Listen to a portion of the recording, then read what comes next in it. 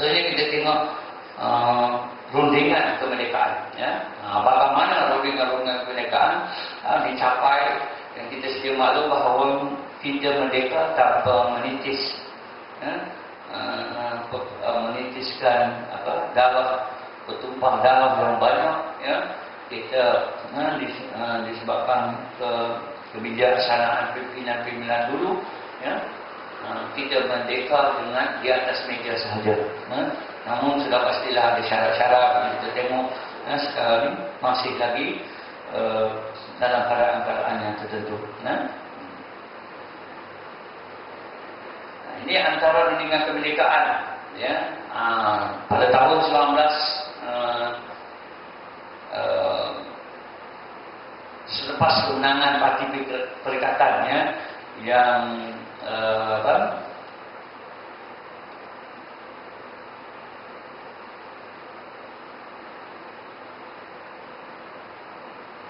Parti Perikatan, ya, yang telah bertanding, ya, pada 1952, ya, 1952 silap saya, dan hasil daripada pilihan raya ketika itu Parti Perikatan memenangi majoriti penuh, ya, dan ini berikan mandat untuk memerintah negara tanah Melayu ketika itu.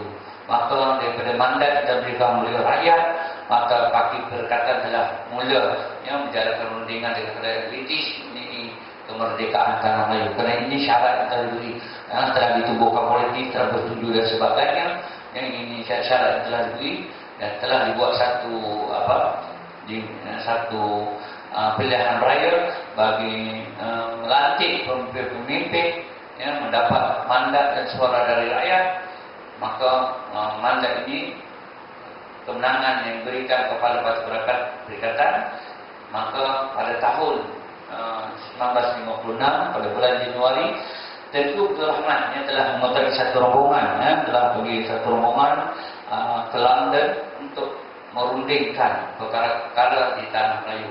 Termasuklah rombongan ini terdiri dari 8 orang, iaitu 4 daripada kalangan wakil raja-raja tanah Melayu dan 4 pada wakil kerajaan Perikatan, ya, termasuklah daripada MCA-nya, daripada MIC-nya, Parti Perikatan, Parti UMNO-nya, yang di bawah Parti Perikatan itu dibawa berunding bersama dengan 4 orang wakil raja-raja. Inilah rombongan-rombongan yang mengunjungi kerajaan British di sana, di dalam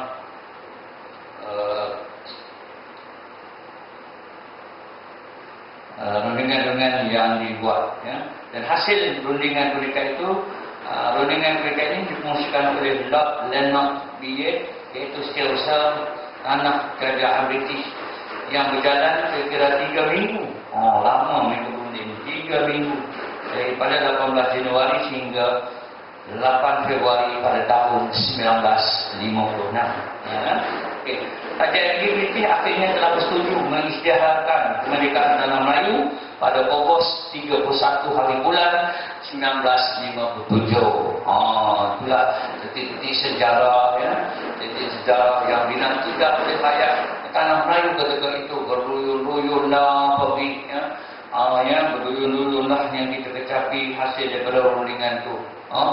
Tanggal 31 sampai lagi dibuat, ya. Kerana apa? Untuk menaikkan rasa seronoknya. Ini adalah hasil rundingan daripada 4 wakil daripada raja-raja dan wakil daripada kerajaan Perikatan, ya, bagi menuntut hak-hak kemerdekaan. Dan akhirnya setelah dirunding dan dimelerai beberapa perjanjian, maka British akhirnya bersetuju, ya, mengisytiharkan kemerdekaan tanah Melayu pada tahun pada 31 Ogos 1957.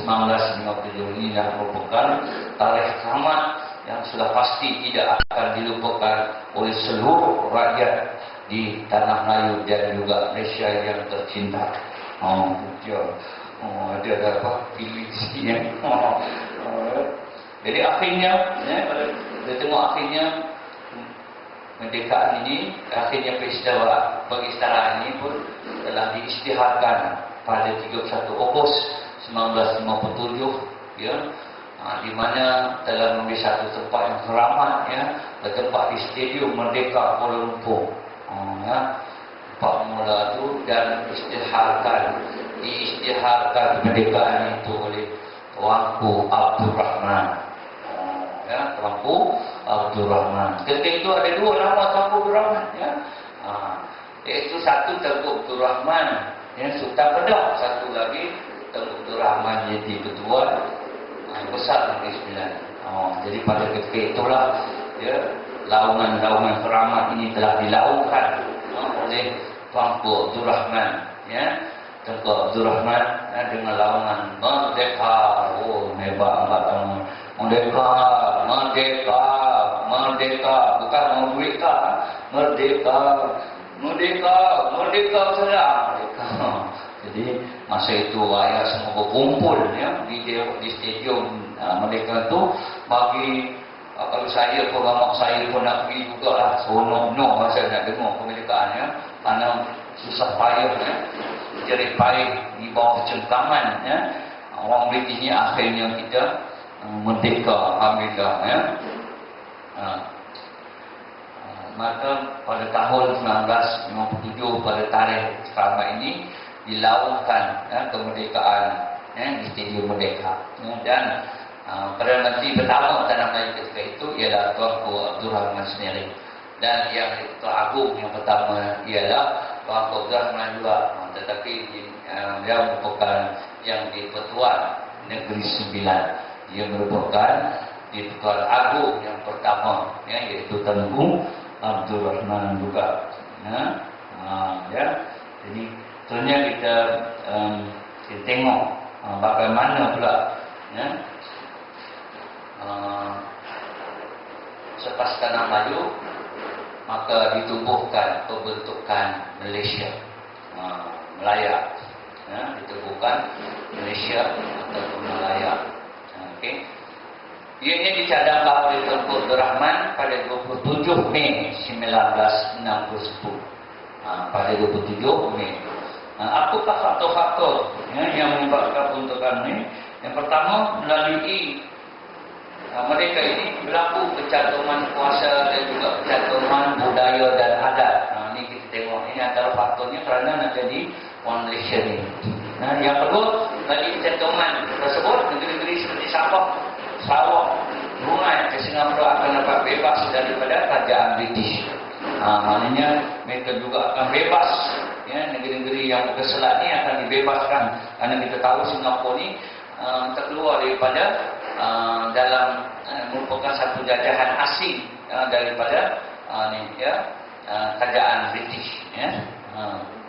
Ini antara cantuman-cantuman yang dicadangkan. Terusnya persefahaman untuk pembangunan, ya. Ini antara tujuan-tujuannya. Gabungan ini dapat menjamin keseimbangan kaum dikekalkan dengan pengekalan imbangan bumi putra dan bukan bumi putra, dan menjamin keamanan dan kestabilan negara. Memetras komunis, memetras komunis. Ancaman ideologi komunis sangat membimbangkan, terutama bagi British. British, ya, komunis masa ketika itu dalam mereka membina satu ideologi menentang idealisme yang dibawa oleh British dalam tanah Melayu. Dengan kerjasama ini terdapat beberapa sumber yang boleh dimandukan oleh setiap negeri dan untuk manfaat kerajaan pusat masing-masing, ya. Dan Singapura berpotensi berdagang antarabangsa dan perusahaan dan pelancongan. Manakala Brunei mempunyai hasil minyak, yang banyak. Brunei, Sabah dan Sarawak mempunyai hasil hutan, dan Melaya mempunyai hasil galian dan juga pertanian. Maknanya kerjasama daripada semua negeri-negeri ini akan menghasilkan, ya, hasil yang begitu banyak kepada kerajaan persekutuan, ya. Jadi antara gabungan dan baku bahasa untuk menguatkan hubungan di peringkat antarabangsa. Namun kalau kita tengok konsep pembentukan Malaysia ini maupun ada pro dan kontra. Dalam makna sebabnya ada orang setuju, ada orang tak setuju dengan kita. Beberapa buah negeri termasuk Sabah dan Sarawak, Brunei dan Singapura, ya, memberi reaksi yang berbeza dalam penubuhan, ya, penubuhan Sabah ni, penubuhan tanah Melayu ni, pendudukan Malaysia. Jadi insyaAllah kita sambung topik yang seterusnya. Jangan ke mana-mana. Saya akan terus sambung. Kita akan terus sambung kepada topik yang seterusnya, iaitu tentang pembentukan tanah Melayu tadi. Ini sambungan terus, ya, sambungan terus daripada peruntukan ini tadinya, di mana proses-proses pembentukan Malaysia ini, ya, daripada hasil cadangan daripada Tuan Abdul Rahman pada 27 Mei 1991, ya. So kita tengok apa reaksi Sabah, Sarawak dan Brunei dan Singapura, ya. Kita tengok apakah reaksi, ya, Sabah, Sarawak. Sudah pasti bila kita nak buat satu pergabungan, kerana mereka ni sebelum ni adalah negara yang di luar dari tanah Melayu. Kalau sekarang ni ada dipanggil Malaysia Barat, Malaysia Timur, mereka ini terasing daripada kepulauan tanah Melayu ketika itu, ya. Tetapi masih di bawah jajahan tanah Melayu. So kita tengok apa reaksi Sarawak, ya. Kita tengok reaksi Sarawak, ya. Antara reaksi-reaksinya ialah beberapa parti seperti Parti Negara Sarawak Panas, ya, Parti Rakyat Bersatu Sarawak, SUPP, masih sehingga sekarang masih ada SUPP, dan juga Parti Kebangsaan Sarawak SNAP, ya. Apa keputusan mereka? Barisan Rakyat Jati Sarawak Berjaya menyokong, ya, menyokong beberapa ni.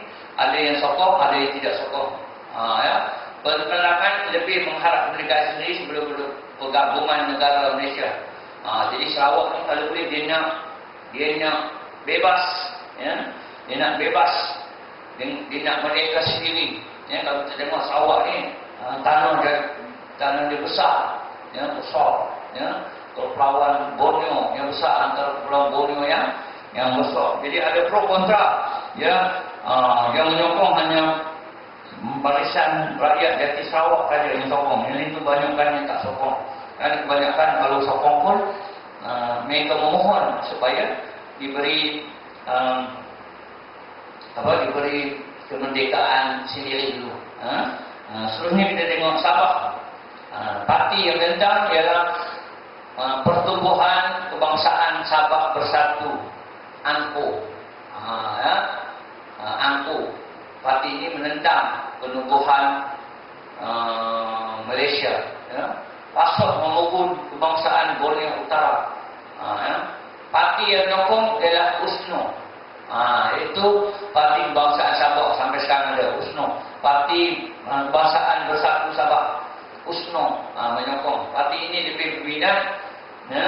Parti ini lebih berminat untuk menyokong, ya, dengan kepada penyatuan 3 wilayah saja, iaitu Sabah, Sarawak dan juga Brunei, iaitu Kepulauan Borneo, wilayah Borneo, tapi tak masuk dalam tanah Melayu.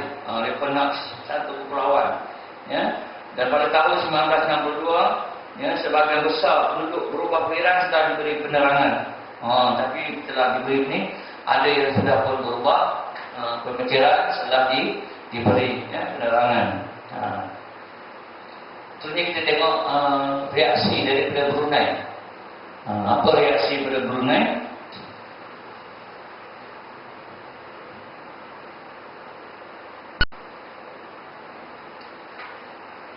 Reaksi daripada Brunei ialah Sultan Brunei sendiri, Sultan Omar Ali Salihuddin, menyokong konsep Malaysia. Namun Parti Rakyat Brunei, AM Azali, mempengaruhi Brunei, ya, supaya menentang, ya, penumbuhan ini, ya. Lebih berminat dengan cadangan pergabungan Brunei, ya. Sabah, Sarawak, mereka lebih setuju kaedah itu, dan kerajaan ini dinamakan sebagai Kerajaan Kalimantan Utara.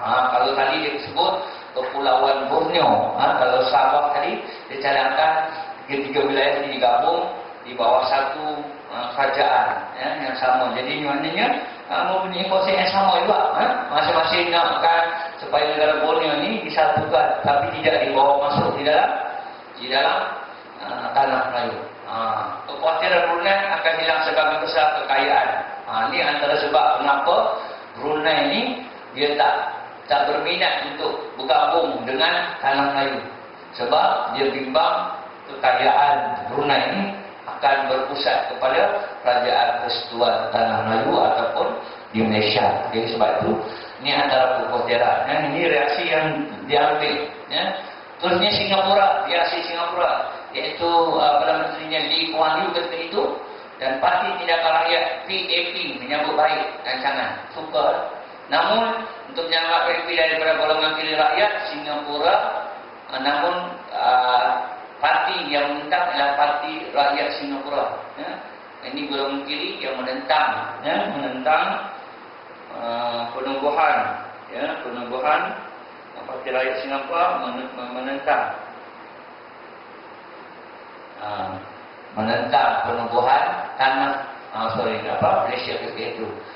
PAP ini antara sebabnya juga kerana mereka tidak mempunyai kepercayaan kepada MCA, kerana PAP ini antara Parti Tindakan Rakyat ini terdiri beramai daripada kaum Cina. Antara konsep antara sebabnya juga disebabkan mereka tidak yakin MCA dapat menjadi sebuah parti bagi menjaga kepentingan orang Cina. Jadi itu antara sebab juga PAP, dan sehingga sekarang dia juga tidak bersetuju dengan MCA. Jadi kita tengok apa pula reaksi negara ASEAN.